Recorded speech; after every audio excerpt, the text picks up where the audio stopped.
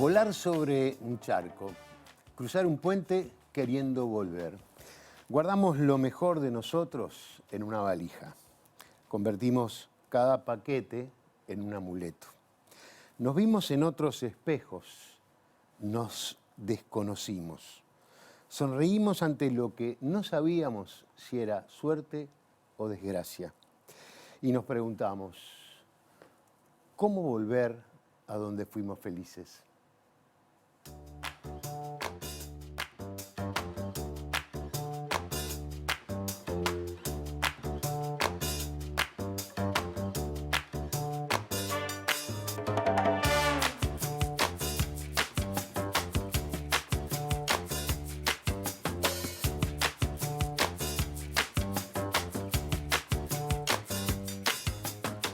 Hoy, en Ideas Cruzadas, le damos la bienvenida a Roberto López Belloso.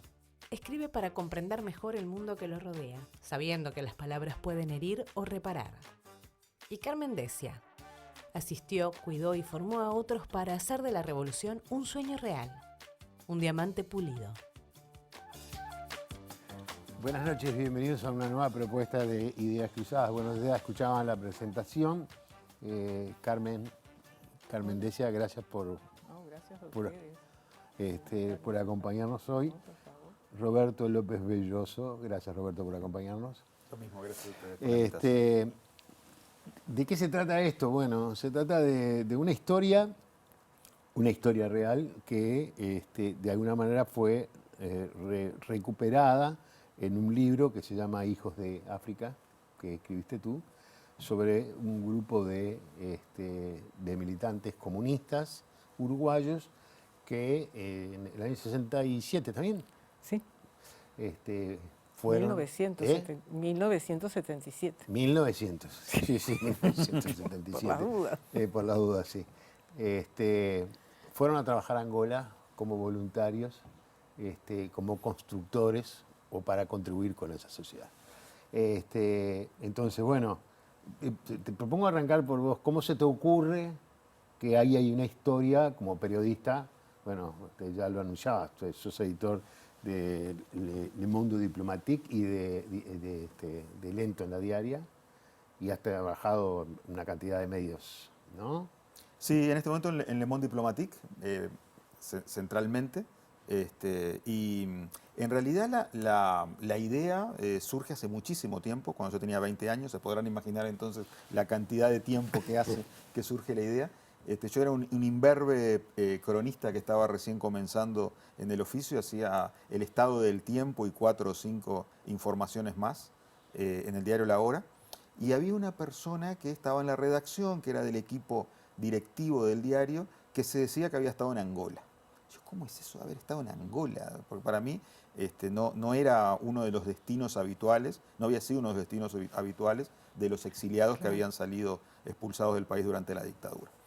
Entonces empecé a informarme un poco, no tenía todavía la confianza con ese colega para preguntarle y para indagar mucho, que resultó ser Fernando Rama, un psiquiatra y militante político y a la vez un poeta, un intelectual de mucho peso en el Uruguay de ese tiempo. Y bueno, Fernando, me fui enterando que había estado en una brigada de uruguayos en Angola, lo cual para mí era todavía más raro, como una brigada, ¿qué fueron a hacer? Y ahí empecé a interesarme en el tema. Y siempre me quedó como picando, como que era una historia periodísticamente que tenía que ser contada, porque me enteré de que habían sido varias personas, que habían estado haciendo cosas muy inusuales para lo que era el exilio en los años 70, y que era una de esas pequeñas, grandes historias que habían hecho a la deriva de los compatriotas durante ese tiempo. Así que después me fui encontrando con otras personas que habían participado, pero eso ya es parte de otra deriva, y bueno, pude conocer a la gente que luego terminé entrevistando para el libro. O sea que fue un proceso largo. Fue un proceso largo, o sea, que te llevó muchos años de entrevistas, de conocer, de documentación, porque hay mucha documentación que buscaste. Sí, el tiempo que me llevó a escribir el libro, por un lado vos sabés que los periodistas tenemos como el hackeo de la actualidad permanente, Claro. ¿no? Entonces estamos todo el tiempo trabajando en 1000 cosas y por lo tanto este tipo de proyectos personales muchas veces quedan relegados a un segundo o un tercer lugar. Y eso que a priori podría parecer una dificultad, para mí terminó siendo una suerte. En primer lugar porque me permitió encontrar cada vez más protagonistas de esa historia. Yo termino entrevistando a 20 personas, lo cual es un número importante. Luego me permitió encontrar también material que se había elaborado antes, desde el libro que hizo Carmen Decia en su momento, materiales que también Carmen hizo con otra colega para eventos académicos, y a la vez me permitió encontrar, casi que por casualidad, a los hijos de los que habían estado en la brigada, que eso me dio otra perspectiva totalmente diferente. Documentarme a través de los archivos desclasificados. Entonces, si yo hubiera tenido la idea, entrevistado a 4 o 5 y publicado el libro a los 2 años, hubiera sido, me parece, un libro distinto y probablemente menos interesante. Está muy bien. Carmen, tú sos una de esas más de 40 personas que van a Angola a trabajar. Sos asistente social, se dice. Social. Cuando sí, estudiaste trabajadora social, eras trabajadora social y, no, es lo mismo. Y vos sos parte de ese grupo que sale de Cuba y que va a trabajar. ¿Cómo fue ese proceso? Claro, en realidad, ¿Cómo se dio esa nosotros situación? salimos de Buenos Aires, ¿no? Nosotros por allá, por el 76, a mediados de 76, que estábamos un grupo grande de uruguayos en Buenos Aires por el exilio, ¿no? Que habíamos salido, bueno, nos propusieron ir a Angola, digo, por parte de la dirección, digo, bueno, en esas épocas era todo muy clandestino, pero llegaba cada uno de los militantes. Y bueno, de allí fuimos a Cuba. Digo, fue todo un proceso salir de Buenos Aires porque no era fácil. Fuimos a Cuba con la idea de que íbamos a ir todos. Digo, creo que fue un avión, digo, en repleto para Cuba, después otros salieron para México, pero en ese momento fuimos para Cuba. Y de Cuba, digo, nos enganchamos en que íbamos para Angola, sí o sí. Lo que sucede es que cuando estábamos en Cuba, los compañeros cubanos empiezan a decir que, bueno, que matrimonios con hijos chicos no pueden ir por la situación que había en Angola, ¿no?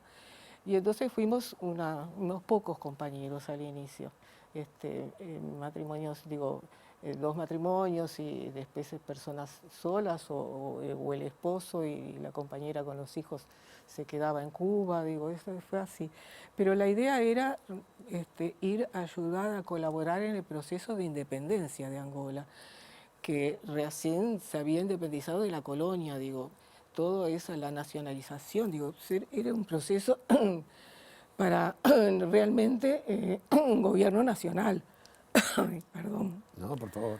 Tenés agua si querés. Bueno, no, porque es muy interesante toda esa parte de la salida y la llegada. Digo, nosotros nos dijeron que bueno, que teníamos que ir, no sabíamos nada de Angola.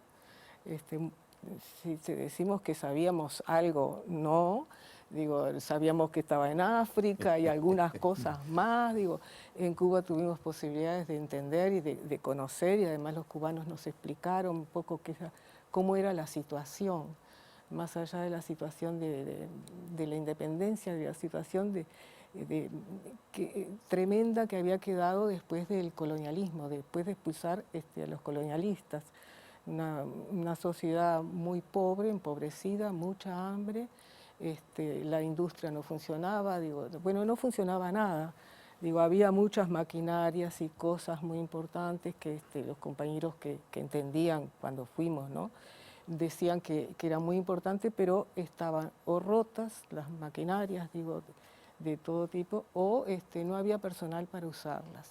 Entonces, bueno, en la reconstrucción nacional allá partimos todos, y en ese primer año, ya te digo, íbamos personas adultos. Ya en el segundo año es que pueden ir, los cubanos empiezan a ordenar un poco más la cosa para ellos, porque estábamos dentro de lo que era la organización cubana, ¿no? La misión civil cubana. Y ahí, bueno, se puede ir con hijos, entonces ya fue una una compañera que tenía 4 hijos. Bueno, la esposa de Fernando. Rama, Claro. sí, de Fernando, Beatriz, que se fue con sus 4 niñitos, ya, pero ya era más accesible, aunque también pienso que debe haber sido muy duro para los niños, ¿no? Digo, no sé, digo, después Roberto los entrevista y realmente fue una situación complicada. Pero bueno, nosotros empezamos ahí con la idea de que íbamos a trabajar para ayudar en el proceso angolano.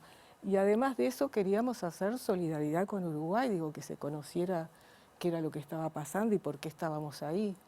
Pero al mismo tiempo íbamos integrando la misión civil cubana Claro. con los compañeros cubanos. Vos, en ese momento, salís de Argentina, primero te exilás de Uruguay. O sea, te vas de Uruguay a la Argentina. Sí, Y ahí fue, sí. Y, Ese grupo, sí. esa, porque esta es una pregunta que quienes nos van a estar viendo van a preguntarse. ¿Te obligaron a ir o vos tomás la decisión? ¿Te consultaron? ¿Te propusieron? ¿Dijiste sí voy? No, ahí el partido propuso y la gente que dijo que quería ir dijo que sí. Y los que no podían o no les sedujo la idea, no les atrajo esa idea, esa posibilidad, por muchos motivos, no fueron. Digo, por eso te digo, de la Argentina, de Buenos Aires, salimos rumbo a Cuba, unos cuantos, y sobre todo los que íbamos a ir a Angola. De la Argentina salieron compañeros que se iban para México. Digo, de las Naciones Unidas, digo, fue todo un operativo importante, pero digo, había compañeros que dijeron que no. Digo, eso fue una decisión que toma el partido y que nosotros aceptamos, Bien. que nosotros dijimos que sí. Hubo una cosa importante en eso, Ricardo, que es que quizá por esa razón de que había sido voluntaria, que fue voluntaria la participación, es que también el promedio de edad es relativamente alto. Son brigadistas de alrededor de 30 y algo de años. De 30 años, sí. Porque los que no habían podido terminar la facultad cuando tuvieron que exiliarse de Uruguay, muchos de ellos tomaron la opción de terminar los estudios en Cuba. Claro. Y algunos luego se van a Angola, 4 o 5 años después. Sí, después. El caso del ingeniero Fernández, por ejemplo, para Claro. poner, o de alguna pediatra.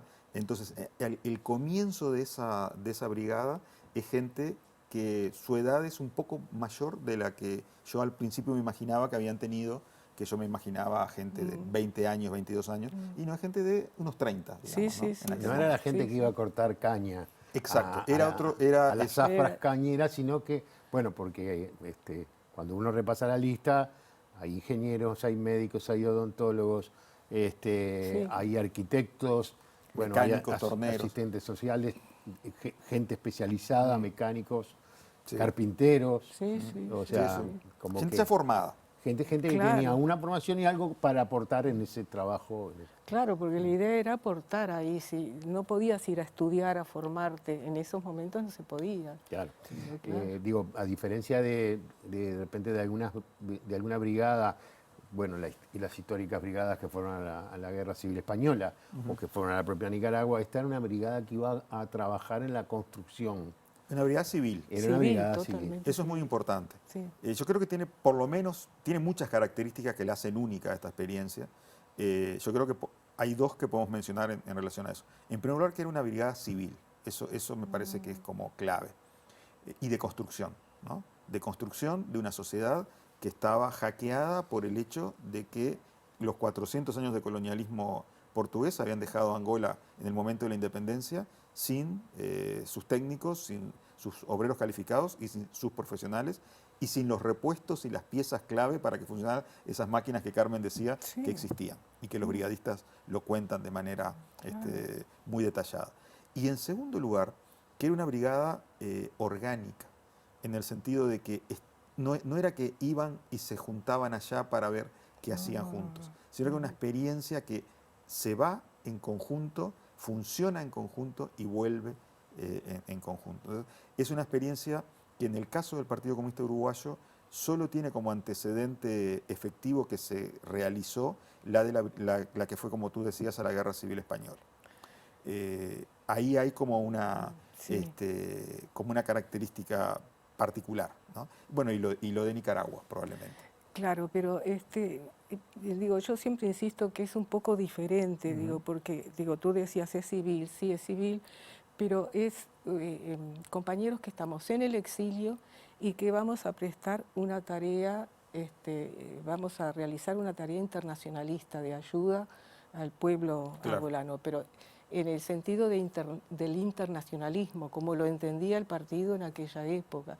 Digo, entonces se dan esas dos cosas, ¿no? La característica, por un lado, del exilio, pero al mismo tiempo sos internacionalista, entonces no sos exiliado, pero sos uruguayo, pero no vivís en el Uruguay, no vas del Uruguay. Hay Digo, ahí, ascripciones múltiples. Claro, sí, claro, es complicadísimo. Cuando, después te voy a hacer una pregunta sobre eso porque hay una, en la historia del libro las tres militancias casi simultáneas que realizaban y que son presentadas, pero pongámonos en este lugar. En ese momento Angola se había liberado de Portugal, pero estaba en un conflicto interno con UNITAS, conflictos propios del MPLA, que era el partido que en ese momento gobernaba, y en guerra contra Sudáfrica. Tal cual. Ahí vas. Y ahí Pobreza, sí, sí. guerra, calor. ¿Cómo fue llegar y encontrarte esa realidad? Bueno, no era nada fácil. Roberto habla mucho en el libro de que todos decíamos que hacía calor. Bueno, pero digo, no fue muy sencillo meternos. Lo que pasa que como con la idea que vos tenés de que vas como a trabajar, a colaborar en ese proceso, digo, hay cosas que son difíciles de entender, pero las enfrentás igual, digo, porque tú ibas por la calle y encontrabas personas con hambre, personas con discapacidades arrastrándose por la calle, digo, era muy difícil, que se ve que en algún momento tuvieron una serie de problemas, pero no había atención a la salud, no había sillas de ruedas, por ejemplo. Digo, ibas por la calle y te encontrabas de todo. Y te encontrabas que además no andaba nadie por la calle, porque no había nada, digo, muy poca gente. Después Angola tenía Luanda, ¿no? La capital que fuimos nosotros al principio. La particularidad de que era una ciudad muy bonita, bastante moderna, digo muy moderna, pero en el centro había como enclaves en distintos barrios que eran los museques, o sea, los barrios más pobres y los barrios en los cuales no había donde se concentraba la población, ¿no? Digo, como si fuera un cantegril, como llamamos acá, Sí. ¿no? Pero muy concentrado. Y bueno, esa gente que vivía allí eran los trabajadores o los que hacían cosas, ¿no? Pero, digo, siempre en un escalón muy inferior a lo que era el ciudadano común, digamos, de lo que era. Pero Angola, era, ¿no? eso que decís, por mucho calor, pero además no había nada. Y no había nada. Pasaban Y hambre, era comían muy totalmente. poco. Nosotros comíamos porque estábamos dentro de la misión civil cubana, digo, vivíamos en los lugares donde estaban los cubanos, y bueno, allí había el comedor, ¿no? El desayuno, el almuerzo y la cena. Eso estaba muy seguro, pero digo, fuimos en esas condiciones. Porque bueno, cuando empezaron a ir los cubanos, que fue la parte la civil, digamos, que fue más en el área de la salud, ahí principalmente, porque bueno, no había médicos, no había nada. Y entonces ahí se construyeron, se acondicionaron predios, los cubanos los acondicionaban para que fueran sus propios compañeros, ¿no? Y ahí, bueno, metimos nosotros también. Digo, por ahí está, no sé. Claro, tú vas a trabajar a un ministerio de la seguridad y No, de seguridad, no, Atención de asuntos social, de sociales, asuntos de sociales. seguridad social, iba a Sí, decir. pero estaba... Pero que quede claro y bueno, otros entre otros, por ejemplo, Fernando Rama y estábamos recién hace una facultad de medicina. Hace una facultad de Pero medicina. les propongo que hacer una pausa y me lo cuentan a la vuelta. ¿Está bien? Ya seguimos.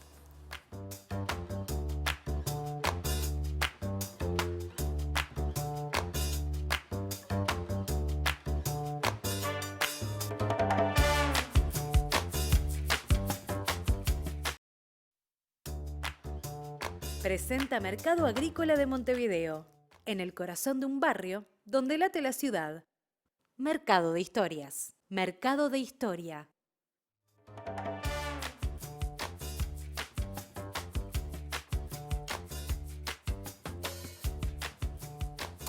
Seguimos conversando con Roberto López Belloso y Carmen Decia. Estamos hablando de esa experiencia de una brigada de uruguayos que fueron a trabajar a Angola apenas cuando estaba en medio del proceso de independencia. Porque el libro tiene una cosa muy interesante, por lo menos a mí me pareció, que ya no es solamente la historia de esas personas, sino el contexto en el que se da toda esa situación. Y con algunos personajes muy importantes. Bueno, el caso del secretario del Partido Comunista de Uruguay, Juan de Arismendi, amigo o compañero de alguna manera de Agostinho Neto, que era en ese momento, no sé, el presidente. El presidente. Claro. Y que de alguna manera en sus conversaciones surge la idea de poder enviar una brigada para trabajar. ¿Cómo era ese momento de África? Era un momento muy convulsionado. Era tan convulsionado que les podría decir que Angola era como el eje, el núcleo de cómo se expresaba la Guerra Fría en África en los años 70. Y lo era por varios motivos. En primer lugar, por el lugar estratégico que tenía Angola en el continente africano. En segundo lugar, por el involucramiento que se da del campo socialista, en particular de Cuba, pero también de la Unión Soviética, en la defensa de la independencia angolana, y atado a esto por la invasión de Sudáfrica.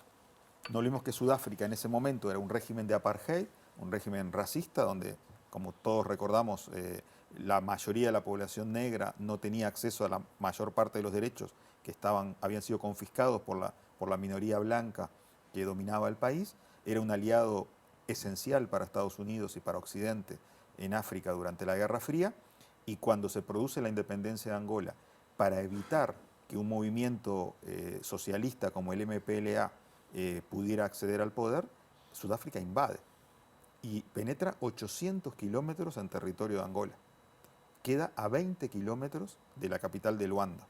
No logra tomar la ciudad solamente porque Agostinho Neto le pide ayuda a Fidel Castro. Fidel Castro manda tropas y los detienen a 20 kilómetros de la ciudad. Ahí es que comienza el gran involucramiento militar cubano, que es muy grande. Llega a haber durante los 12, 13 años de presencia cubana en Angola 350.000 soldados, que es mucha gente. Es mucha gente. Y se produce, en Angola se produce el fin del apartheid. Cuando nosotros vemos, bueno, el símbolo de la libertad en el siglo XX probablemente sea Nelson Mandela. Bueno, Nelson Mandela logra salir de la cárcel porque en el frente de Angola, Sudáfrica es derrotada en la batalla de Cuito-Cuanavale en el año 88. Las tropas cubanas, en vez de penetrar en territorio sudafricano, se detienen en la frontera y obligan a Sudáfrica a negociar. La negociación es el reconocimiento de la independencia de Namibia, el compromiso de no volver a invadir Angola y la libertad de Mandela. O sea, eso es lo que termina de quebrar esa especie de empate técnico que había en la Guerra Fría en África. En ese marco es que este grupo de 43 uruguayos está creando la Facultad de Medicina, creando la Facultad de Arquitectura desde los programas hasta el edificio, arreglando los generadores eléctricos que son dinamitados en la guerra, siendo panaderos en un hotel en el centro de Luanda, haciendo trabajo social como el que hacía Carmen, en las condiciones que ella probablemente por razones de modestia no lo va a decir, pero en condiciones absolutamente difíciles de todo punto de vista, no solamente del punto de vista del ejercicio de la profesión, sino también de seguridad. Algunas cosas absolutamente que parecen irracionales. Cuando hablamos de guerra, de arreglar generadores eléctricos, parece una cosa muy natural, crear facultades parece una cosa indispensable. pero hacer la reconstrucción del patrimonio artístico y cultural de Angola, porque hay una capilla que hay que arreglarle el piso y las paredes para que el patrimonio material del país no se desvanezca. No parece una tarea urgente. Bueno, pero esa tarea la estaba haciendo también un uruguayo. Para no hablar de que durante mucho tiempo, corregime vos, Carmen, pero no sé si por lo menos 2 o 3 años, los únicos 2 dentistas de Luanda eran brigadistas uruguayos. O sea, eso, el rearmado del corralón municipal de la alcaldía de Luanda por parte de 2 mecánicos uruguayos. Es decir, había una serie de cosas absolutamente diversas que este grupo de 43 compatriotas estuvo haciendo mientras criaban a sus hijos, mientras hacían su vida partidaria, mientras hacían cosas tan absurdas como absurdas dichas con el mayor de los respetos, como una jornada de denuncia de la dictadura uruguaya en el medio de África. O sea, ¿no? Claro, claro. Entonces, claro, era una época muy especial. Yo creo que fue una tarea titánica la que realizaron, de otra época, ¿no? De otra época. Eso te iba a decir. ¿No? Bien de otra época, esa cosa de brindarte a los demás, de no...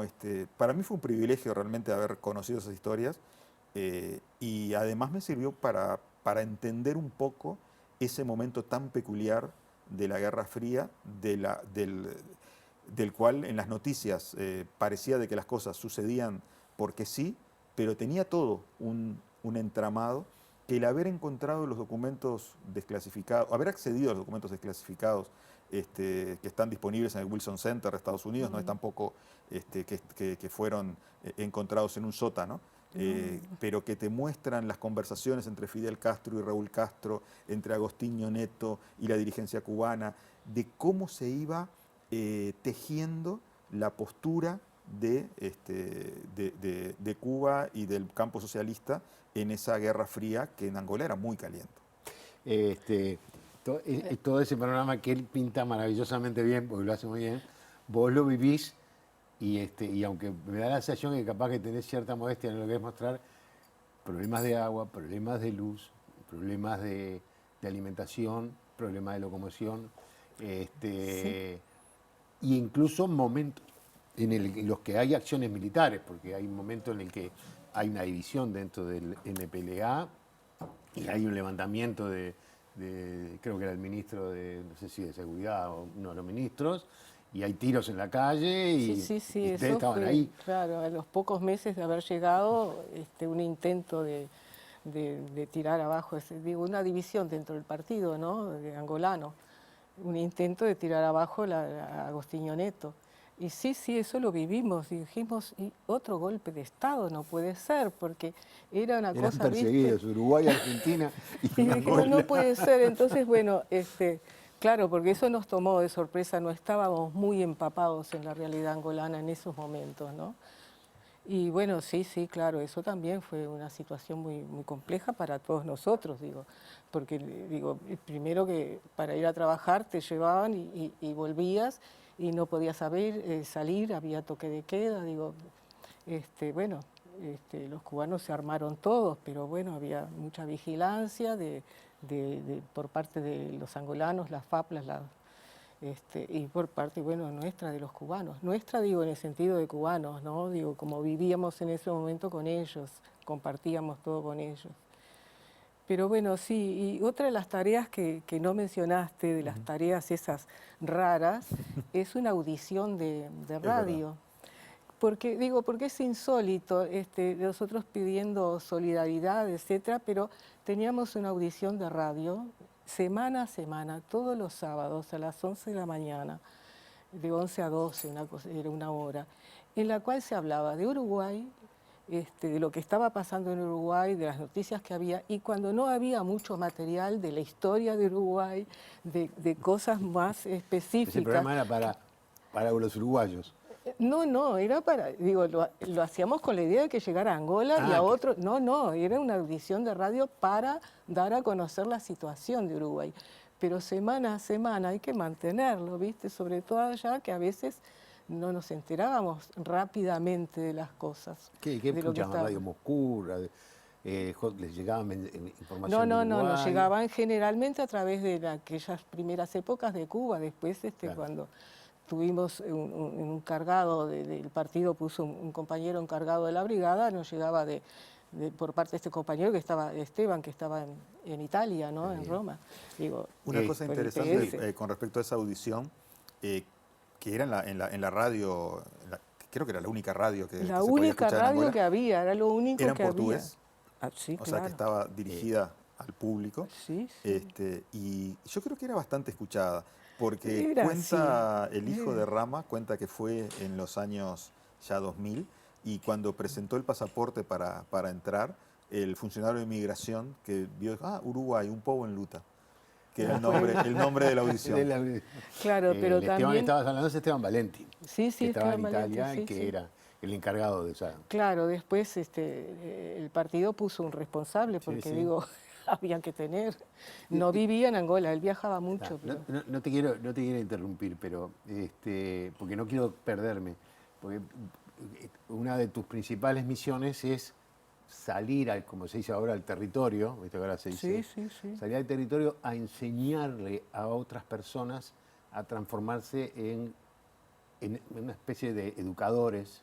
Educadores, activistas sociales, les Activistas llamábamos sociales. mucho a aquellos que trabajaban en el medio rural, ¿no? Y si no, bueno, educadores, el personal de los círculos, de las guarderías, digo, eso se formaba siempre en la Secretaría de Asuntos Sociales. En ese sentido, bueno, yo trabajé en varias provincias, me movía mucho porque trabajaba más para el área rural y para el área urbana, digo, con comunidades urbanas y rurales. También hacíamos cursillos para otras actividades, ¿no? Pero esa era lo que yo más hacía. Y trabajar con chiquilines, adolescentes o preadolescentes, que en general huérfanos, que habían perdido su familia por los problemas de guerra, y bueno, todavía en aquel momento, bueno, eran los que habían cometido algún tipo de delito, como era acá el INAU, digo, que iban a la parte de medidas más cautelares, digamos, más de seguridad, pero eso no estaba muy organizado. Nosotros hicimos una actividad muy interesante por parte de la brigada, toda en su conjunto, de ver si podíamos hacer una experiencia piloto con esos chiquilines, y ahí armamos algo bastante bien en una localidad cercana de Luanda, en Cacoaco. Trabajamos mucho ahí con Luz, otro compañero asistente social, las maestras, y cada integrante de la brigada iba a hacer algunas tareas más allá de sus trabajos y de la militancia, digo, para ver si podíamos armar una especie de escuela, de centro que se pudiera repetir en otros lugares, ¿no? Bueno, fue muy bueno. Vos trajiste Esto, sí, porque nosotros cuando funcionábamos, cuando trabajábamos en las comunidades, porque eso se armó ahí en Asuntos Sociales, viste que está desde el principio, tiene el himno, tiene una mención de quién es Agostinho Neto, digo, para conocimiento, porque digo, no toda la población conocía qué era lo que estaba pasando. Incluso te diré, porque bueno, había poblaciones que estaban en la selva todavía, ¿no? Y también, por ejemplo, la moneda que se hace el papel, la cuanza se llamaba, tiene la foto de Agostinho Neto, el presidente, en ese momento. Digo, en esos momentos el dinero era así. Vos sabés que Y mirando, sí, perdona. No, que estaba mirando porque estamos hablando de transferencia de conocimientos básicos. Pero básicos, totalmente básicos. Básicos. Sí, básicos, ¿no? sí. Yo miraba por allí, bueno, acá dice que miraba por allí uno que mostraba cómo debían usar una letrina y cómo debían taparla, ¿Y cómo taparla? cómo cocinar, cómo manejarse dentro de Claro, cosas. ¿de dónde sacar el agua del río? Digo, no en Exactamente. el mismo lugar que beben los animales, digo, ¿no? O sea, a lo que me refiero es que Sí, muy elemental. este manual, que además está hecho con mimeógrafo, ¿no? Para los que no saben, el mimeógrafo esa era una cosa de otra época De que otra época. imprimía, Eso tiene... pero es un manual entero hecho así. Y con esto debe era tener- con lo que ustedes trabajaban. Digo, me parece Sí, que es sí, sí. interesante porque muestra cuál era el nivel de la Claro. gente que vivía en ese momento en el Sí, mundo. claro, sí, sí, Sí. sí. Había una construcción de ciudadanía, Claro, claro. porque, bueno, lo que hemos hablado más de una vez, ¿no? Sí, O sea, porque había diferentes tribus, había También, eso claro. también. El idioma también era complicado. Cada lugar tenía, cada región de Angola tenía un idioma diferente. Por eso se pone una gran discusión de poner cuál era la lengua, el lenguaje común de toda Angola. Bueno, hay una gran discusión, pero se pone el portugués. Porque digo, elegir también de una zona o de otra zona era fomentar tribalidades, ¿no? contaba el arquitecto que estuvo allá, Nalerio, que cuando él estaba formando la facultad en Luanda, se entendía perfectamente en portugués, sin ningún problema. Pero cuando tuvo que ir a realizar al norte un proyecto de viviendas para trabajadores de la industria petrolera angolana, ya no hablaban el portugués que él estaba acostumbrado a hablar en Luanda y ya tenía que inventar cómo entenderse por señas con la gente con la que tenía que trabajar.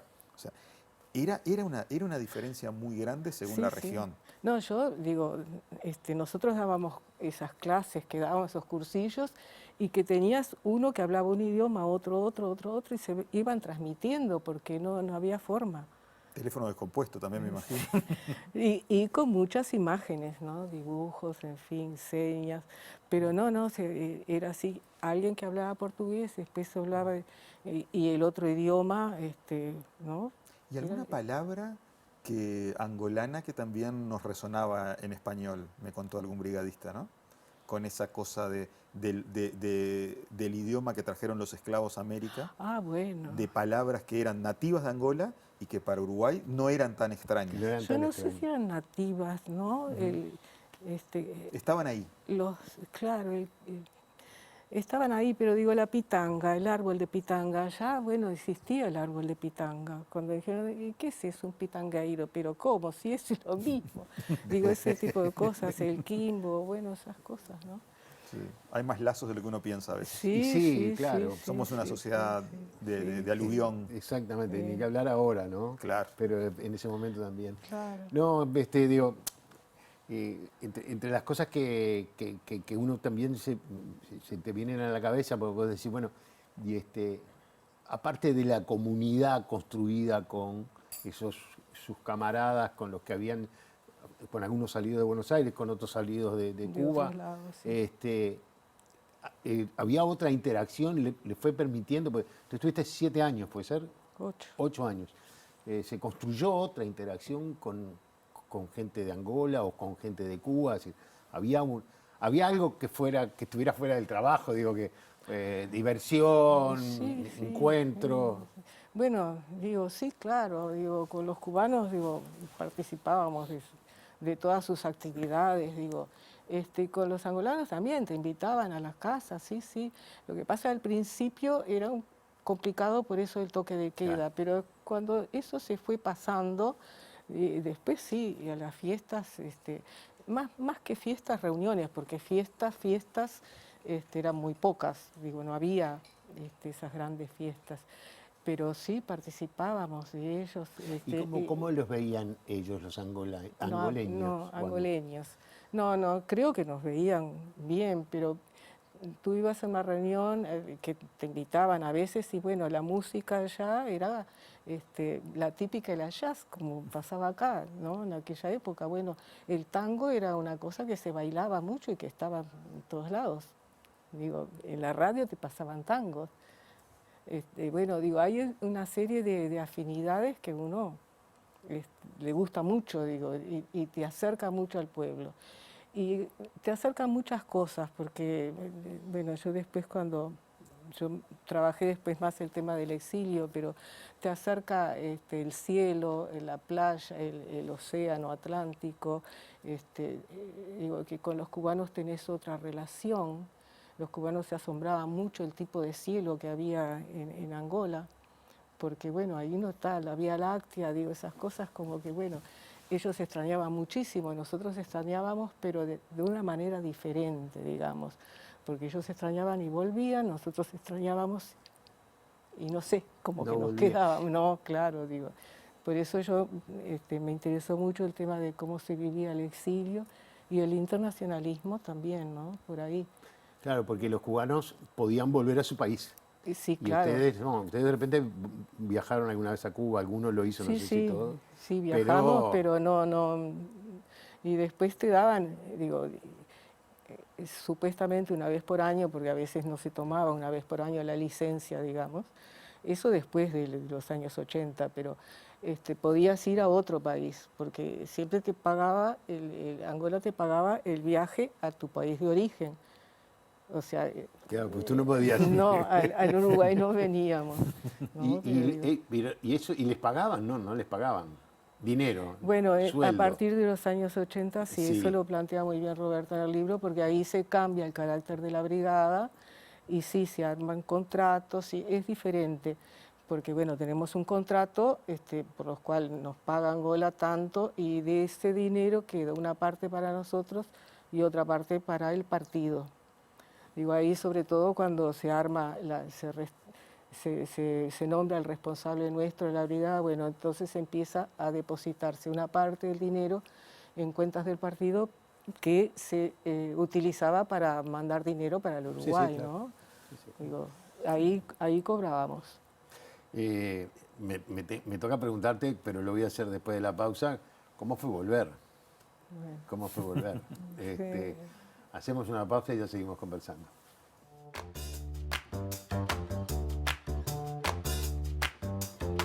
Presentó Mercado Agrícola de Montevideo, en el corazón de un barrio donde late la ciudad. Mercado de Historias. Mercado de Historia.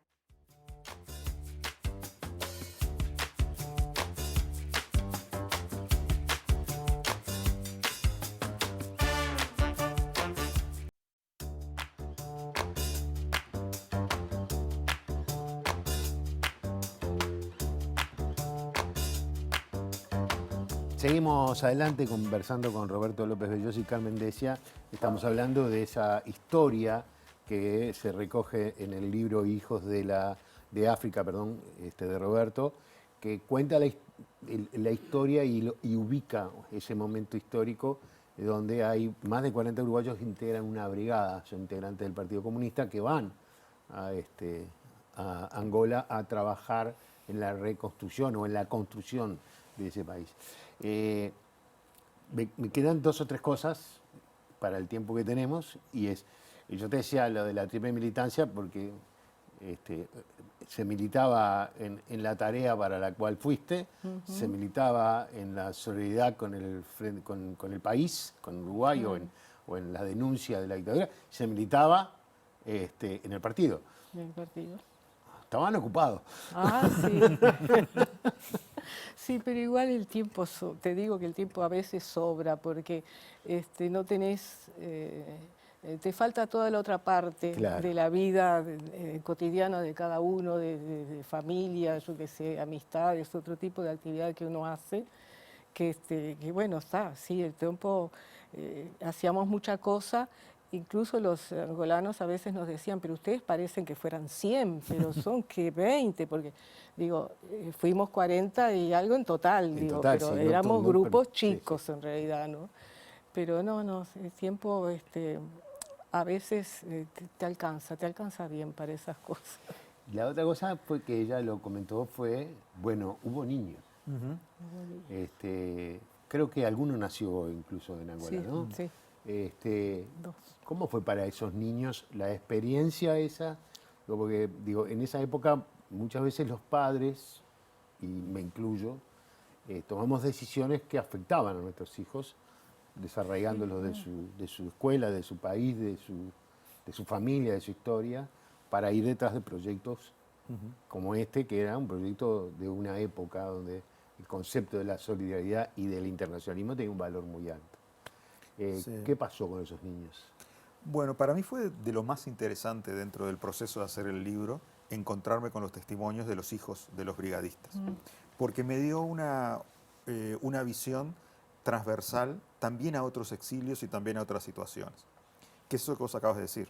O sea, cómo procesa un niño los proyectos personales, políticos o sociales de sus padres. Acá yo entrevisté más o menos a unos 7, 8 de los hijos de los brigadistas que tenían, cuando llegaron a Angola, entre 3 años y 8 o 9 años. Por lo tanto, varios de ellos hicieron la escuela en Angola. Hay que tener en cuenta que la escuela cubana, o sea, la escuela que hacían en Angola era una escuela cubana, con currícula en español, donde la mitad de los alumnos durante algunos años eran uruguayos. Cuando abrió la escuela, abrió con 10 alumnos, de los cuales 4 eran uruguayos. Sí, claro. Luego esa escuela fue creciendo mucho porque creció la presencia cubana también. Hubo otros 2 o 3 casos que hicieron en el liceo en Angola, lo cual es también una realidad muy diferente. No es lo mismo ser niño jugando con tus pares que ser un adolescente con sus primeros noviazgos y con sus primeras armas de independencia en una sociedad tan diferente. Después, otra característica que tenían los hijos de los brigadistas era que la mayoría no tenían recuerdos propios sobre Uruguay. Claro. O sea, algunos se habían ido con 11 meses, otros con 2, 3 años, otros en la panza de la madre. Entonces, ellos tenían una identidad de uruguayos que estaba en cierta medida influida por la nostalgia, pero era la nostalgia de sus padres, de un mundo que les habían contado, que ellos jamás habían vivido. Después, una segunda característica que se da en varios de ellos es que el primer exilio se da en París, en Praga, en Budapest, para los que llegaron en los años 80, que fue la tercera tanda de brigadistas, y cuando empiezan a adaptarse a esa escuela húngara, escuela italiana, escuela francesa, vuelven a ser desarraigados para irse a Angola. Eso también produce un choque que yo creo que es procesado de manera muy buena por ellos, o sea, logran salir adelante de esas situaciones, pero en las entrevistas reflejan esas contradicciones y esas situaciones de mundos tan diversos. Y el tercer gran momento, que ahí sí se comparte en el tipo de situación que es el desexilio, el regreso al Uruguay, pero son mundos de problemas distintos a los de sus padres. Sus padres tienen que reintegrarse a una sociedad que conocían y en la que tenían infinidad de dificultades para volverse a integrar, que digo, Carmen lo puede decir muchísimo mejor, pero que no dejaba de ser el lugar que ellos de alguna manera conocían. Los chiquilines tenían que volver a reinventarse, encontrarse con un país real que sustituyera o complementara a ese país inventado, Claro. y a la vez el desarraigo de sus amigos, de sus amores y de sus realidades que habían construido en el lugar donde estaban. O sea, para mí fue una de las experiencias más enriquecedoras ese contacto con los hijos de los brigadistas, y creo que quien lea el libro, además de encontrar la experiencia de los hijos de los brigadistas en Angola, va a encontrar la experiencia de los hijos de Los exiliados. los exiliados o de los proyectos de los padres. Está bien. Bueno, ¿cómo fue el desexilio? Bueno, digo, también el retorno... Hay y un el- momento que el- te dicen, nos vamos. Bueno, no, digo, nosotros teníamos la idea de, digo, el exilio para nosotros era de cara al Uruguay, como se mencionó hoy, ¿no? Digo, el exilio ya de por sí es muy duro, porque tú perdés la ciudadanía, perdés amistades, es una pena que te imponen, en fin. Y además te queda, el mundo privado queda, no sé, como encapsulado en otra época, y te tenés que adaptar a lo que está sucediendo en el país, a las modalidades de cada sociedad, de cada lugar, ¿no? Y el retorno, o sea, no desexilio, sino retorno, es también muy duro porque venís con una serie de experiencias que a este país no le interesa mucho. Digo, no le interesa no es porque no le interese lo que nosotros pasamos, sino que no le interesa porque es otra realidad. Claro. Digo, uno tiene que venir, meterse en los trabajos que había, en fin. Y también pasa lo mismo, te encapsulás de aquello de que es otro desarraigo, pero además, acá en el Uruguay se habló muy poco del retorno. Digo, no, prácticamente no se ha hablado. Yo cuando trabajaba esos temas, recuerdo en una entrevista un compañero de otro país, de otro lugar, que no, y yo volví y nadie me hablaba, ni me preguntaba qué me había pasado, era como si no existiera. Bueno, eso también, el retorno es así, tiene ese componente. Pero el retorno, digo, también la particularidad nuestra es que, bueno, muchos adultos teníamos posibilidades de retomar nuestros trabajos. Yo pude retomar otro trabajo, uno de los trabajos que tenía, digo, otros compañeros también, otros lograron otro tipo de inserción, digo, que lo vas conquistando, pero el retorno, la inserción después en la vida de todos los días, de la militancia, de la vida social, afectiva, y eso es complicada y no se acaba en un día. Digo, ahí estaban las comisiones acá, digo, realmente en Uruguay se había trabajado mucho el tema por el reencuentro y por repatriación, digo, lugares que recibían a la gente, ¿no? Y que orientaban en mucha cosa. Pero las dificultades son bastante duras, ¿no? Se presentan mucho. Sí, sí, claro. ¿Te arrepentiste de haber ido? ¿Es un orgullo haber ido? No, al contrario, no sé, nosotros creo que todos nos sentimos muy bien, realmente muy orgullosos de poder haber hecho esa experiencia, poder haber realizado cosas, ¿no? No nos importó que el exilio nuestro no pudiéramos estudiar o mejorar una serie de cosas. A nosotros nos importó que pudiéramos realmente ser útiles y poder seguir la misma lucha, digo, como estábamos acá, ¿no? Para conquistar una democracia plena. Bueno, allá había que rearmar esa democracia, ¿no? Armarla. Digo, yo nunca me arrepentí, creo que nadie se arrepintió de haber Pero ido, vale la pena la pregunta, ¿no? Sí, pero Porque me mirá parece que no, que... se vivieron situaciones muy tensas y bueno, de repente en algún momento puede haberse preguntado para qué lo hice, ¿no? No, en el Pero caso nuestro creo que eso nunca lo pudimos discutir, digo, no tenemos una memoria colectiva acabada sobre lo que fue el exilio, el internacionalismo, pero lo que siempre comentamos cuando nos ves con uno con otro es que eso no pasó, digo, nadie se arrepintió de haber ido. Bueno. ¿Se han juntado, se encuentran alguna vez? No, ¿O esas cosas ya no hay? No, en general no nos juntamos nunca. Él juntó retazos ahí en su libro, retazos de nosotros, pero no nos hemos juntado. Estaba mirando, pero bueno, nos tenemos Sí. que ir y tengo esta parte que es una pregunta lúdica para que Ay, contesten. El momento que más temido. Es muy fácil, es muy fácil. Sos una mujer valiente, Carmen, no te vas a asustar ante un desafío. Después de cualquiera, después de todo lo que vivió. Claro. Dejá que me asuste yo, que no viví lo que viviste vos.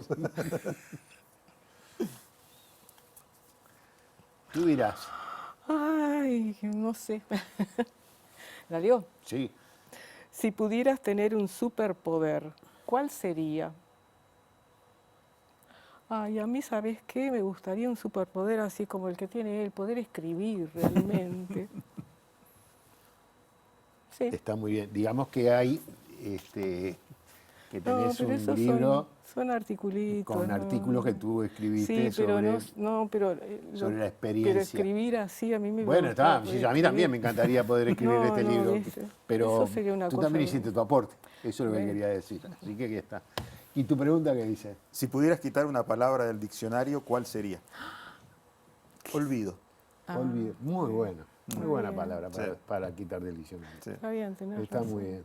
Porque además, alguna vez lo hemos discutido, la palabra tiene un concepto, ¿no? Bueno, eso lo sabes muy bien, que jugás permanentemente con las palabras. Bueno, espero que hayan pasado bien. Muy bien, muchas Les gracias. agradezco mucho No, gracias la a ti. historia que nos han contado, que está muy buena, porque a mí me parece que está muy bien que la sociedad, y en la medida que podamos lo sepa, cómo se vivieron otras experiencias, ¿no? De otros momentos, de otras historias, de otras realidades políticas, en el mundo y en América y en Uruguay. O sea. Totalmente. Y además Este- con la modestia de ellos no la iban a contar si no los empujábamos un poquito. Está muy bien. Así que altamente recomendable. Hijos de África, el libro de Roberto Muy Pérez bien. Belloso.